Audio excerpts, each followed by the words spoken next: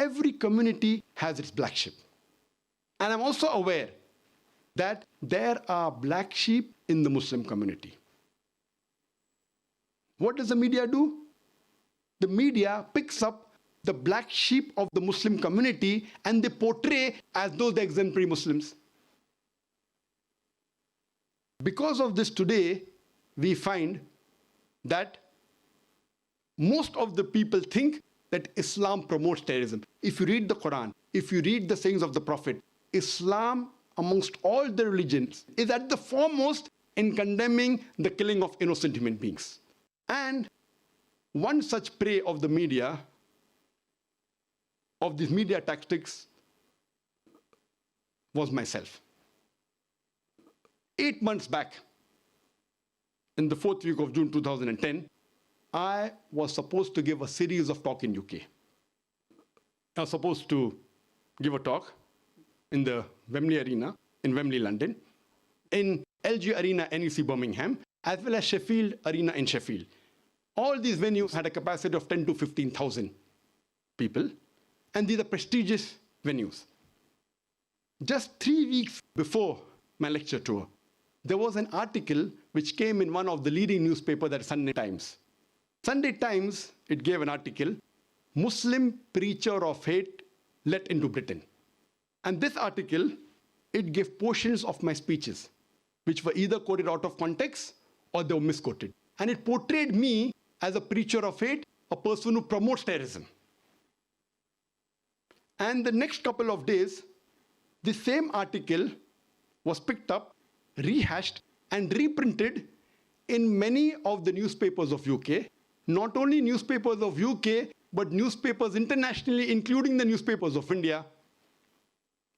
Unfortunately, these articles inspired the Home Secretary of UK, Theresa May, to pass an exclusion order on the 16th of June 2010. After reading these articles and hearing some clips from the YouTube, which were again either out of context, and there were portions which were manipulated, based on these YouTube clips and the media report, the Home Secretary of UK, on 16th of June 2010, she passed an exclusion order against me. And the next day, 17th of June, the Deputy High Commissioner of Britain in Bombay, on the 17th of June, they revoked and cancelled my visa.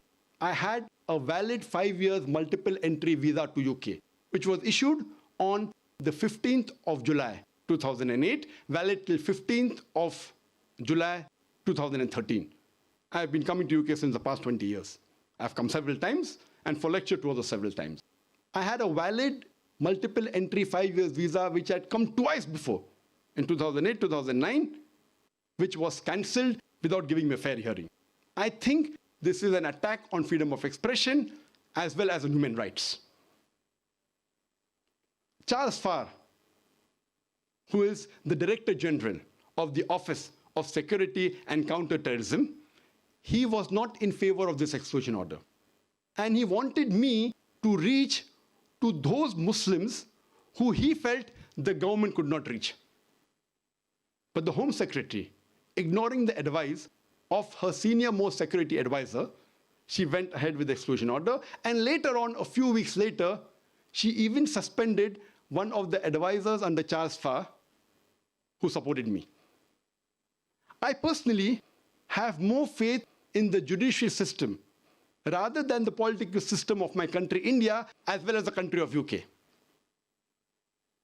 We did a judicial review and took it to the High Court. Though the Home Secretary said I have no right to file under human rights because I'm a non-UK citizen, Justice Cranston said, and he reviewed it, and he said that he can file a case. And he passed a judgment and said that the first 3 decisions of the Home Secretary on 16th of June, 17th of June, and the 27th of June, all 3 were unlawful.